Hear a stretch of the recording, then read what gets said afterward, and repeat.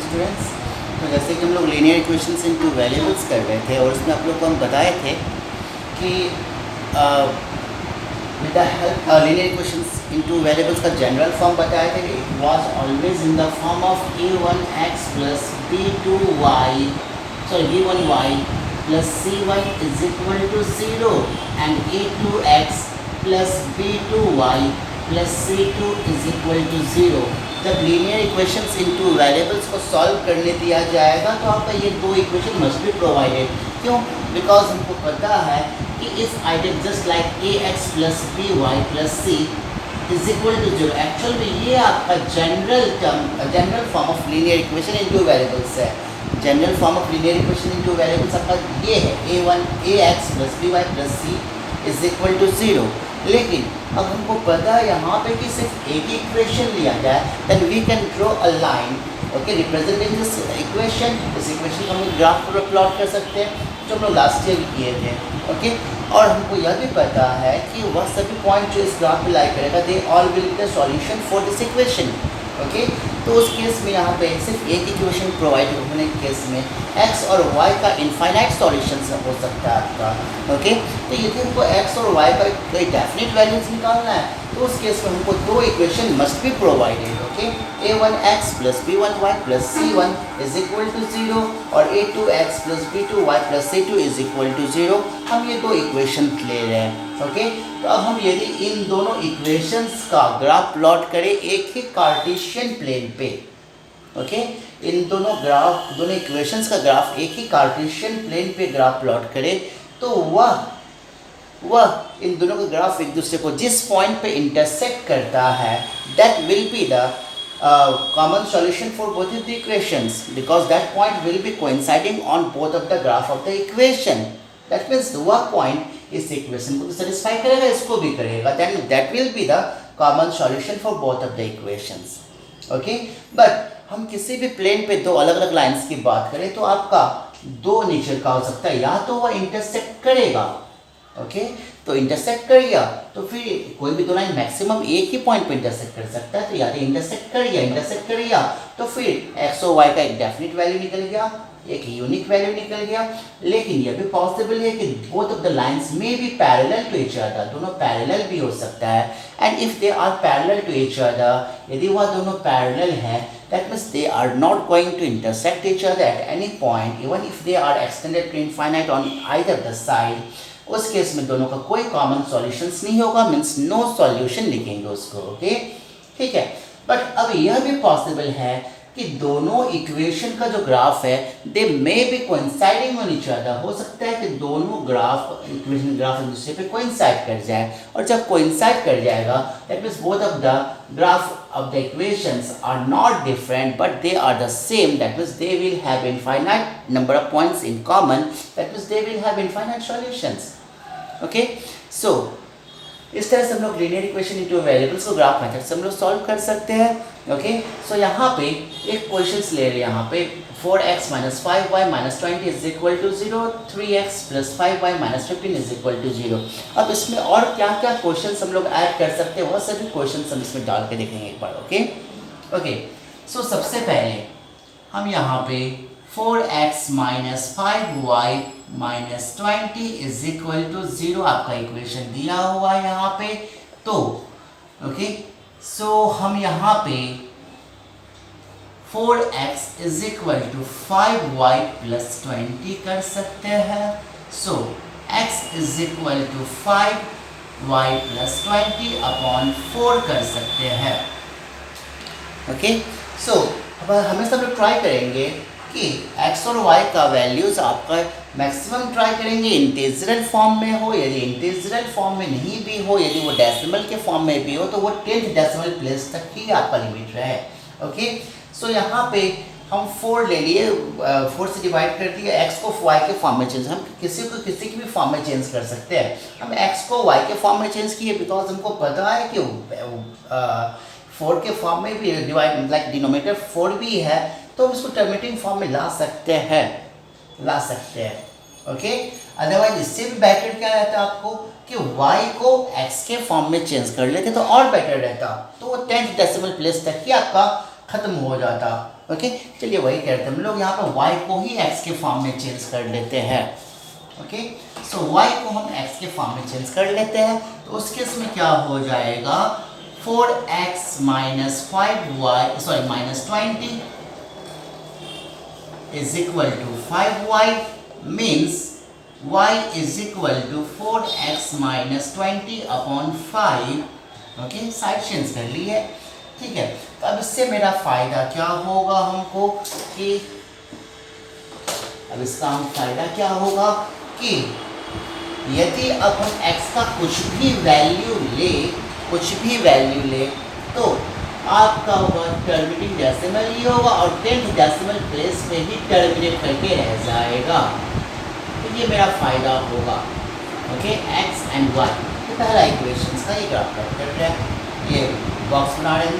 Okay, सो x का value क्या ले लेते हैं, तो x का वैल्यू हम यहाँ पे 0 ले लेते हैं। तो जैसे ही x का वैल्यू 0 ले लिए तो क्या हो जाएगा 4 × 0 0 0 minus 20 is minus 20/5 is minus 4। Okay, so x का वैल्यू अब हम यहाँ पे चलिए x का वैल्यू हम बेटर क्या ले लें कि 5 ले लेते हैं। तो जैसे ही x का वैल्यू 5 लेंगे 5 4 are 20 20 minus 20 is 0 0/5 that is 0। Okay, again x का वैल्यू अब हम क्या ले लें फिर, तो x का वैल्यू ले लेते हैं आपका कुछ भी ले लेते हैं आपका यहाँ पे जो कुछ कोई खास इफेक्ट नहीं पड़ेगा आपका। चलिए यदि हम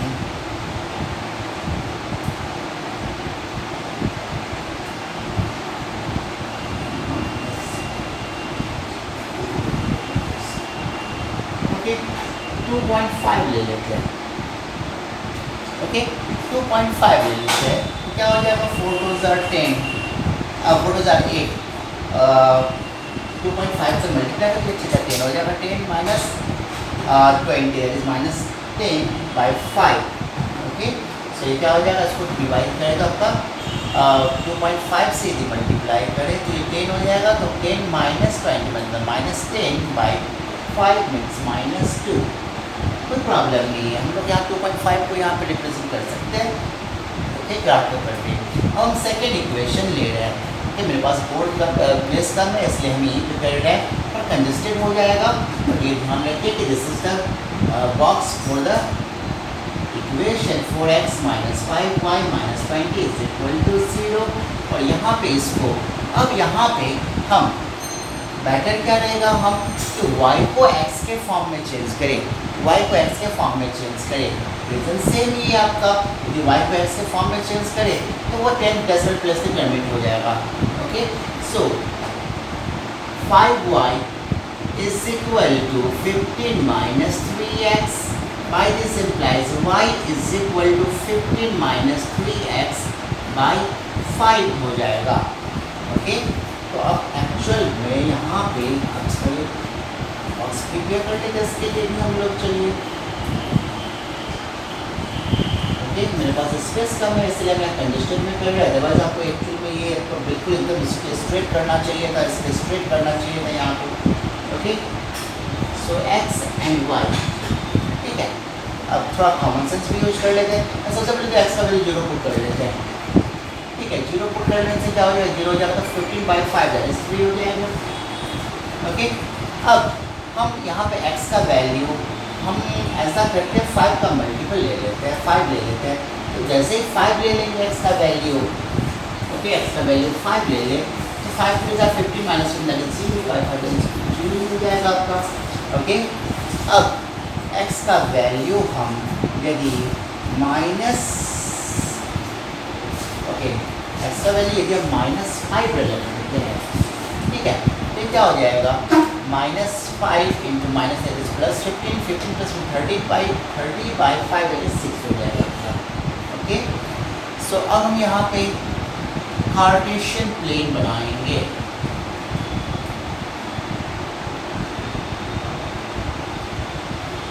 आपको यह काम ग्राफ पेपर पे ही करना है ताकि एक्यूरेसीज बना रहे। Okay,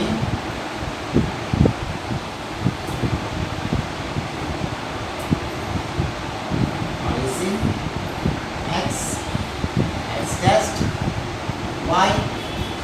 y test.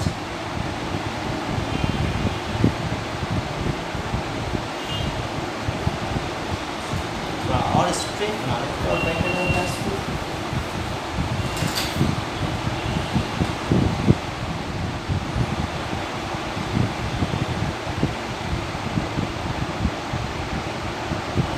मेरा अप्रॉक्सीमेट बनेगा आपका एक्सेप्ट नहीं होगा.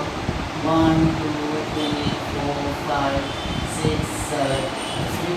I'll try to make it as much as possible accurate. बहुत ना possible नहीं but फिर भी. Okay. x हमको -5 तक चाहिए. We need x up to -5.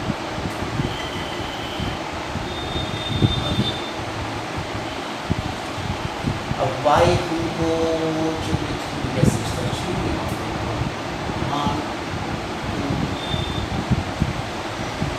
3 4 5 6.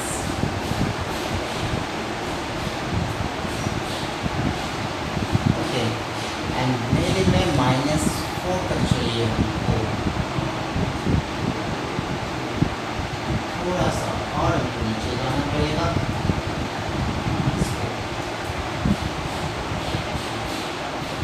Okay, and it is widest.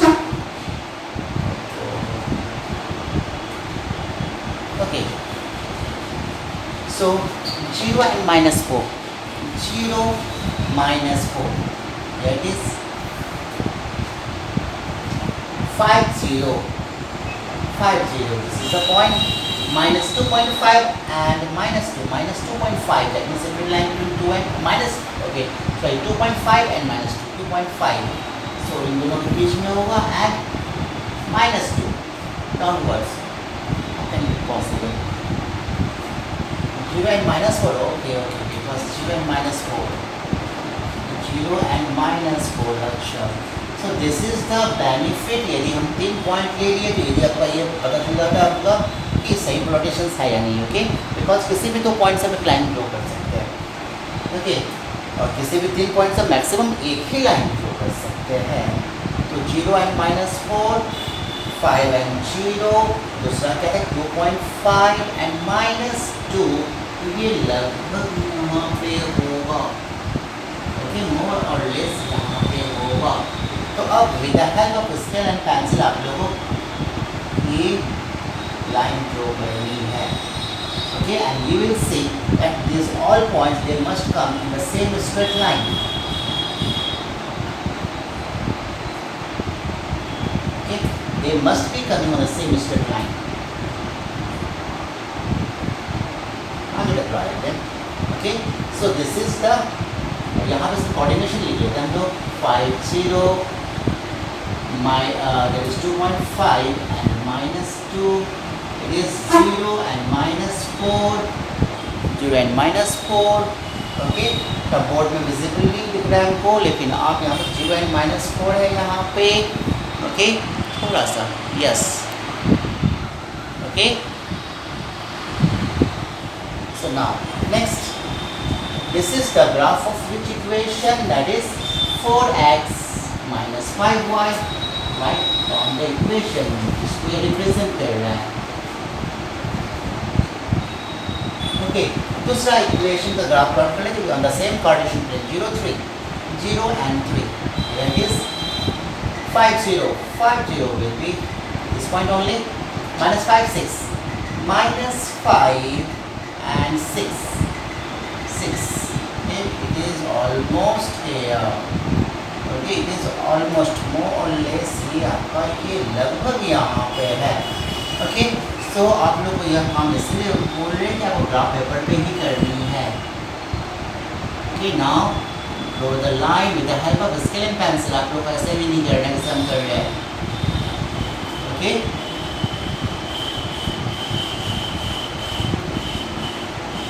yes. Okay, so the coordination of these points are -5 and 6. It is 0 and 3. Here it is given, and this graph is representing which of the equation, that is 3x plus 5y minus 15 is equal to 0. अब question क्या कर सकता है, so find सीधा question कह सकता है with the help of graph solve this equation. तो यहाँ पे solution we have done already. So यहाँ पे कॉमन पॉइंट कौन सा आ रहा है दोनों इक्वेशंस में, so x is equal to therefore x is equal to 5 and y is equal to 0। This is the solution. Okay, अब क्वेश्चन कह सकता है okay shade the region bounded by graph of the equations and y axis. Shade the region okay shed the region bounded by graph of the equations and y axis। तो कौन सा ये है आपका ग्राफ ऑफ द इक्वेशंस और y axis ये है, तो कौन सा एरिया बाउंड हो रहा है ये, तो उसको शेड कर लेते हैं। क्वेश्चन क्या कह रहा था, shade the region bounded by graph of the equations and y axis. तो ये रीजन हो गया आपका। ओके अब क्वेश्चन और इसमें क्या ऐड हो सकता है, क्वेश्चन कह सकता है also find the coordination of the find the coordinations of the vertices of the triangle, find the coordinations of the vertices of the triangle formed by both of the graph of the equations and the y axis। तो y axis और ये both of the graph of the equations है, इससे कौन सा triangle form हो रहा है, तो हम यहाँ पे नाम लिख देते हैं ए बी सी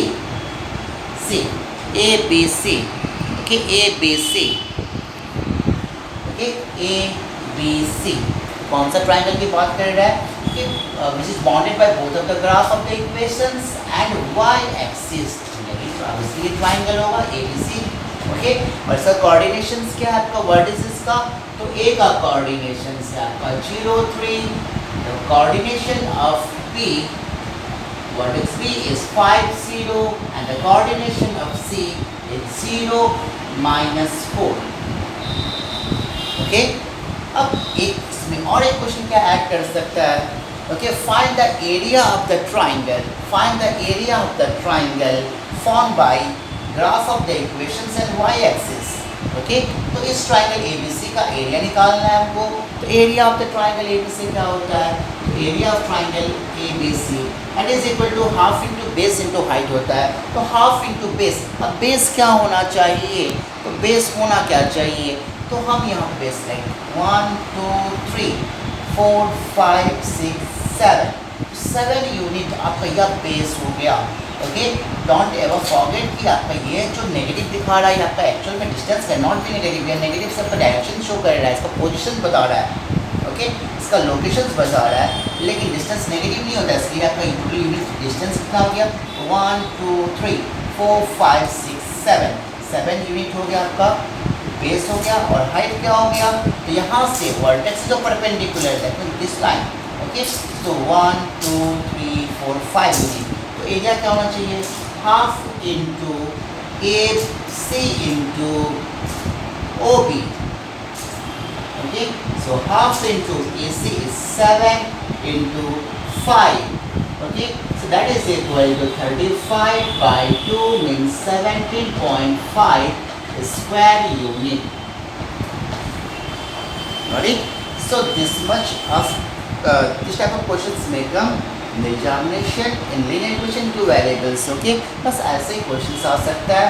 ओके हमें मतलब यहाँ पे हम क्या देखें, यहाँ पे यदि कोई दो इक्वेशंस दिया है, लिनियर इक्वेशन दिया है, तो हम लोग ग्राफ प्लॉट करके उसका सॉल्यूशंस निकाल सकते हैं with the help of graph. Okay with the help of graph.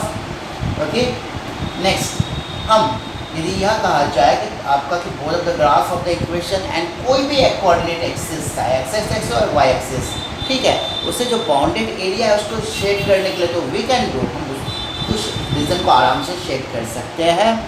Okay उसके बाद आपका यह क्वेश्चन कह सकता है, जैसे इस पर्टिकुलर क्वेश्चन दिख रहा है आपका कि शेड द रीजन।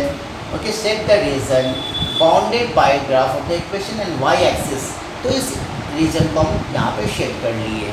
ओके अब नेक्स्ट क्वेश्चन क्या आ सकता है, write the vertices of the triangle formed by graph of the equation and Y axis. तो ये ट्राइंगल हो गया, सब कोऑर्डिनेशन हम लिख लिए आपका। अब इस वाई एक्सिस जगह पर एक्स एक्सिस भी कह सकता है, कोई प्रॉब्लम नहीं है। ओके नेक्स्ट आपका और क्या कह सकता है, कि find the area of the triangle formed by the graph of the equations and coordinate axis जो भी आपका दिया हुआ है एक्सिस या वाई एक्सिस जो भी दिया हुआ है, ओके, तो हम उस केस में एरिया भी निकाल सकते हैं, ओके। सो आई होप कि आप लोग इसको कंप्लीट कर पाएंगे। Thank you, thanks a lot. आप इस चैप्टर को कंप्लीट कीजिएगा, ओके।